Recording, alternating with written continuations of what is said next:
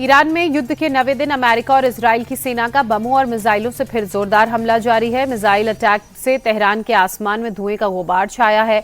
बीते 200 घंटों में अमेरिका और इजराइल ने ईरान के 750 से ज्यादा ठिकानों पर तबाही मचाई। ईरान के 300 से ज्यादा मिसाइल लॉन्चर्स बर्बाद करने का दावा किया।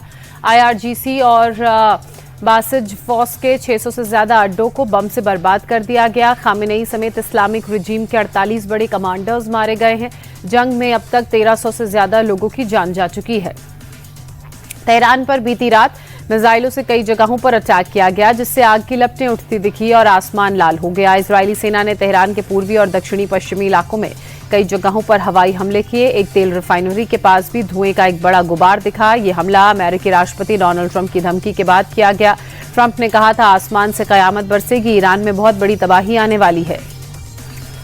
इजराइल की सेना ने पूरे ईरान में करीब 3400 हमले किए जाने का दावा किया। दावों के मुताबिक 150 से ज्यादा ईरानी रक्षा प्रणालियों को निष्क्रिय कर दिया गया है। उधर अमेरिकी राष्ट्रपति डोनाल्ड ट्रंप ने दावा किया है कि अमेरिकी सेना ने 3 दिनों में 42 ईरानी नौसैनिक के जहाजों को नष्ट कर दिया। साथ ही ईरान एयरफोर्स को खत्म कर दिया। ट्रंप ने कहा, हमने उनके कम्युनिकेशन को बंद कर दिया है और सारा टेलीकम्युनिकेशन चला गया है। इराक के कुर्द क्षेत्र में स्थित इरबिल हवाई अड्डे पर भी हमला किया गया है, जहां विस्फोटों से के बाद धुआं उठता दिखा। लोगों ने धमाके की 3 जोरदार आवाजें सुनी। इलाके में विमानों के उड़ने और सायरन की आवाज भी सुनाई दी।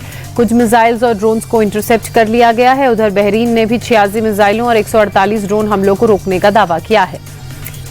इजराइल के प्रधानमंत्री बेंजामिन नेतन्याहू ने ईरान को अगले चरण की लड़ाई के लिए चेतावनी दी है। नेतन्याहू ने दावा किया है कि ईरान के आसमान पर अमेरिका और इजराइल का नियंत्रण है।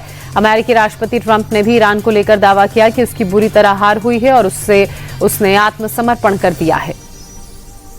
ईरान ने पहले पड़ोसी देशों पर हमले को लेकर माफी मांगी, फिर अपने बयान से पलट गया। राष्ट्रपति ने पड़ोसी देशों पर हमला नहीं करने का ऐलान किया, लेकिन इसके कुछ ही मिनटों बाद ईरानी हथियार दुबई हवाई अड्डे पर जा पहुंचे।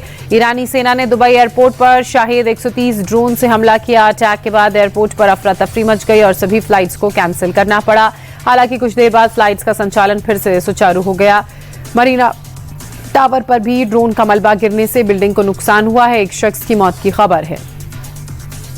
स्ट्रेट ऑफ हॉर्मुज के बंद होने से भारत को कोई नुकसान नहीं होगा। सरकारी सूत्रों ने फिर से कहा है कि भारत के पास पर्याप्त मात्रा में तेल और गैस का भंडार मौजूद है। केंद्र सरकार ने स्ट्रेट ऑफ हॉर्मुज की जगह बाकी सोर्स से खपत को 70% तक बढ़ा दिया है। सरकार ने एक बार फिर से लोगों को आश्वस्त किया है कि पेट्रोल डीजल के दाम नहीं बढ़ेंगे। सूत्रों की माने तो स्ट्रेट ऑफ हॉर्मुज में जहाजों की आवाजाही भी मामूली तौर पर शुरू हो गई है। दुबई से बीती रात एक फ्लाइट दिल्ली पहुंची। एयरपोर्ट से बाहर निकलकर यात्रियों ने राहत की सांस ली। लोग अपनों को रिसीव करने के लिए एयरपोर्ट पर पहुंचे थे। इन यात्रियों में शामिल एक युवक ने कहा, मुझे दुबई में असुरक्षित महसूस नहीं हो रहा था, लेकिन इस मुश्किल समय में घर वापस आकर अच्छा लग रहा है। राष्ट्रपति की अगवानी में नहीं पहुंचने पर पश्चिम बंगाल की सीएम ममता बनर्जी ने फिर सफाई दी है। साथ ही बीजेपी पर निशाना साधा है।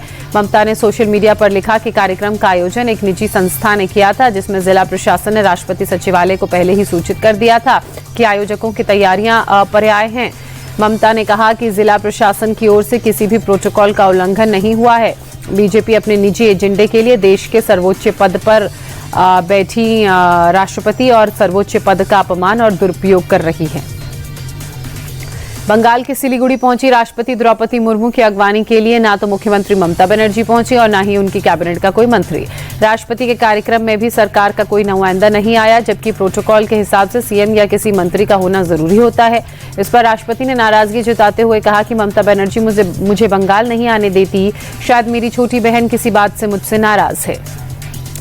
राष्ट्रपति के कार्यक्रम में ममता बनर्जी के न आने पर पीएम मोदी ने टीएमसी पर निशाना साधा। उन्होंने कहा कि टीएमसी ने राष्ट्रपति का अपमान किया है और बंगाल की टीएमसी सरकार ने सारी हदों को पार कर दिया है। राष्ट्रपति द्रौपदी मुर्मू ने ये इच्छा जाहिर की थी, हालांकि उन्हें बहुत दुख हुआ।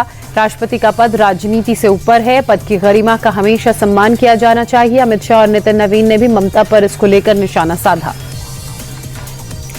पीएम मोदी आज दिल्ली में 33,500 करोड़ की कई विकास परियोजनाओं का उद्घाटन और शिलान्यास करेंगे। प्रधानमंत्री 18,300 करोड़ की दिल्ली मेट्रो परियोजना का उद्घाटन और शिलान्यास करेंगे, जिसमें 2 नए corridor, Majlis Park, Maujpur Babarpur pink line और Deepali Chowk, Majlis Park, magenta line का उद्घाटन शामिल है। इसके अलावा 3 नए कॉरिडोर की आधारशिला भी रखेंगे। कार्यक्रम से पहले प्रधानमंत्री सरोजनी नगर में GPRA टाइप 5 क्वार्टर का दौरा करेंगे और महिला आवंटियों को घर की चाबियां सौंपेंगे।